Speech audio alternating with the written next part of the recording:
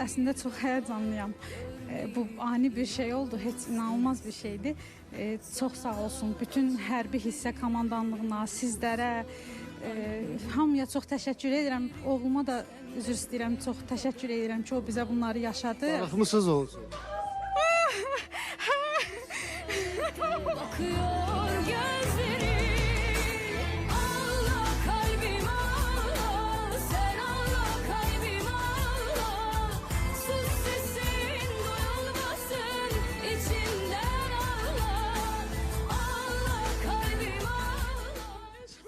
Yenə də inana bilmirəm. Həmişə bunu televizorda görmüşük, hansısa verilişlərdə görmüşük. Bunu yaşamamışdıq, həmişə həsədlə baxmışdım. Əslində bir ana olaraq keçmişdi içimizdən ki, kaş ki biz də belə bir şey yaşayaq. Yenə də inanmıram. Elə bilirəm ki, bir yuxudayam. Nədir bu Fazil? Sən burdasan və...